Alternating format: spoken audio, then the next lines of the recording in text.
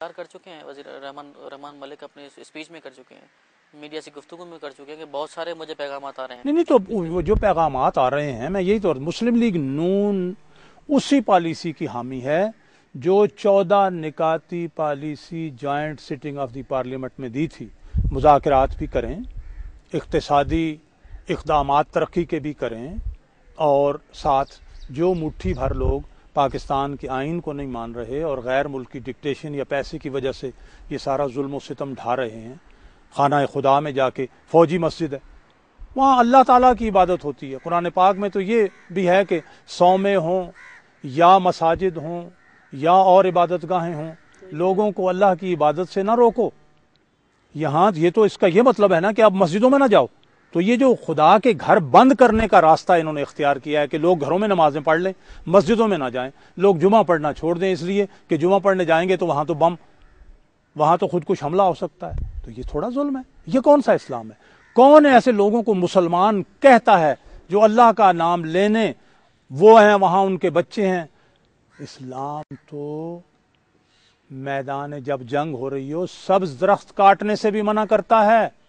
سبز درخت نہیں کاٹ سکتے، لاش کا مسئلہ نہیں کر سکتے، یعنی ناک کان کوئی نہیں کاٹ سکتا، بوڑھوں کو عورتوں کو ان پر ظلم نہیں کر سکتے، انہیں قتل نہیں کر سکتے، ہتھیار پھینک دینے والے پر جو ہے وہ آپ وار نہیں کر سکتے۔ یہاں آپ دیکھ لیں، عورتیں مر رہی ہیں، بچے شہید ہو رہے ہیں، ان کی لاشوں کے ان کی جسم جو ہے اس کے چیتھڑے اڑ رہے ہیں۔ یہ اسلام ہے؟ یہ اسلام نہیں ہے۔ سیکورٹی کی صورتحال کو کس طرح دیکھتے ہیں؟ پریڈ لینڈ مسجد میں جو واقعہ ہوا اس کے حوالے سے عسکری ذرائع جو ہے اس کو سیکورٹی لیپس قرار دے رہے ہیں۔ سیکورٹی لیپس بھی ہے، لیکن سیکورٹی کے لیے کچھ انتظامات بھی کر رہے ہیں۔ یہ جو پھر ایک ٹارگٹ جب کر لیتے ہیں نا، ڈٹرمنڈ اسیسن، یعنی ایک وہ قاتل، ارادہ کرنے والا اور منصوبہ بنا کر قتل کرنے والا جو قاتل ہے، اس سے بچنا جو ہے وہ بہت مشکل ہوتا ہے۔ میں آپ سے جی ٹھیک ہے، وہ ہے اپنی جگہ پر، سیکورٹی لیپس ہے، لیکن میں آپ سے یہ کروں گا کہ شاید اس طرح کے کچھ اور بھی ہوں۔ یعنی ایک مرتبہ انہوں نے چھلانگ لگا کے وہ اندر تو آ گئے نا، سیدھے راستے سے نہیں آئے۔ میں صرف یہ کہوں گا کہ سیکورٹی لیبس یہ سارا کچھ اپنی جگہ، آپ ساری مسجد کو، وہاں کتنی مسجدوں کو آپ گھیریں گے، کتنی مسجدوں کو آپ پروٹیکٹ کریں گے؟ ہمارا ہر فوجی جو ہے وہ گھر سے نہیں نکلے گا۔ اب اس کی اسٹریٹجی ایک تو میں نے وہ کہی، دوسرا یہ ہے کہ آپ پوری قوم کو انوالو بھی کریں اس میں، نوجوانوں کو، میرے نزدیک ٹیچرز، سرکاری ملازمین، یونیورسٹیوں کے اور کالجوں کے طالب علم، پروفیشنلز، تاجر، دوسرے لوگ، ان سب کو اس میں شامل کرنا ہوگا۔ میں تو یہ سمجھتا ہوں کہ شامل کریں، وہ ایک ایک گھر کی تلاشی لیں، پیار سے لیں، لیکن یہ چیز رک جائے گی، پر ساتھ پورا یہ ایک کمپریہنسو، ایک جامع اور مؤثر منصوبہ بنا کر اس پر عمل درآمد کرنے کی ضرورت ہے۔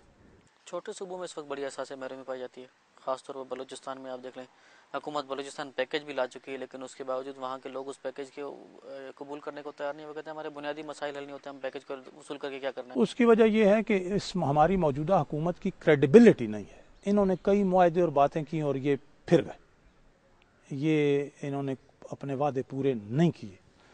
تو ایک تو ان کی کریڈیبلٹی نہیں ہے، دوسری گورننس جو ہے وہ بڑی پور ہے۔ ہم گڈ گورننس کہتے ہیں نا، گڈ گورننس تو کہیں نظر نہیں آ رہی، پور گورننس، ان ایفیشینٹ ہے ان کی ٹیم بھی اور یہ حکومت بھی۔ تو اس لیے جناب نواز شریف نے یہ فرمایا تھا کہ ایک تو آپ اے پی سی بلا لیں، اور اگر وہ نہیں تو وہ جو تمام پارٹیاں ہیں اندر ہیں یا باہر ہیں بلوچستان کی، ان کو اعتماد میں لے لیں۔ ایسا نہ ہو کہ آپ ایک پیکیج اناؤنس کریں اور وہ ریجیکٹ ہو جائے، تو ان کو اعتماد میں لے لیجئے گا۔ میں سمجھتا ہوں اب بھی وقت ہے کام کرنے کا، آگے بڑھنے کا، اعتماد میں لینے کا۔ سرحد کا نام ہم نے کوئی بھی نام رکھیں، ہم نے یہ کہا ہے کہ نام نسل کی بنیاد پر یا تعصب کی بنیاد پر نہیں ہونا چاہیے۔ میں آپ سے عرض کروں، یہ پہلے انہوں نے کچھ دوست جو ہیں ہمارے، انہوں نے جو ہے وہ پختونستان کی بات کی تھی، اس کے بعد وہ آگے پختونخوا، پھر جناب علی وہ ایک بات اور کر رہے ہیں افغانیہ، افغان کی بنیاد پر. تو یہ ساری ایک نسلی اور ایک زبان کی لسانیت کی بنیاد کی بات ہے. لیکن ہم نے اس کو اس طرح سے کہا ہے کہ کچھ دوسرے لوگ یہ بھی کہہ رہے ہیں کہ اس کا نام نیلاب رکھ دیں، اس کا نام سرحد صرف ہو سکتا ہے، اس کا نام خیبر ہو سکتا ہے، بڑی تاریخی اہمیت ہے خیبر کی، اس کا نام اباسین ہو سکتا ہے. یعنی یہ بھی تجاویز ہے کہ سندھ جو ہے، سندھو، یہ پانی کا نام ہے، پانی کا مطلب سندھو پانی ہے. یہ ممتاز بھٹو نے بھی ایک آرٹیکل لکھا، انہوں نے بتایا کہ سندھ یا سندھو پانی، پانی. اچھا، اس سے میرا مطلب ہے جیسے پنج آب ہے، پنج آب کچھ نہیں ہے، 5 دریا ہیں. اب اس سے ایک پہچان بن گئی پنجابی، 5 پانیوں والا، پنجابی زبان بن گئی، حالانکہ یہ پانی سے ہے. تو اسی طرح سے اگر یہ پانی کی بات ہو، کوئی اور خاص شناخت نہیں ہے، تو اباسین جو ہے، سندھی جو ہے وہ میں باقاعدہ آپ سرچ کروں نا، اباسین جو ہے وہ بھی اباسین، دریاؤں کا باپ، یہ سندھ کو کہتے ہیں. تو ہم نے یہ کہا ہے کہ سارے ہی نام آپ ایک اگر ریفرینڈم کروا لیں، سارے نام رکھ لیں. ایک پروگرام میں ہاشم بابر صاحب جو ایڈیشنل سیکرٹری جنرل ہیں ANP کے، تو بلکہ KTN کے ایک پروگرام میں ہی انہوں نے کہا جی 74% پشتو بولنے والے ہیں، اور انہوں نے کہا جی یہ جو ہزارے ہیں، ہزارہ میں ان کو بولنے والے، یہ تو 0.5% ہے.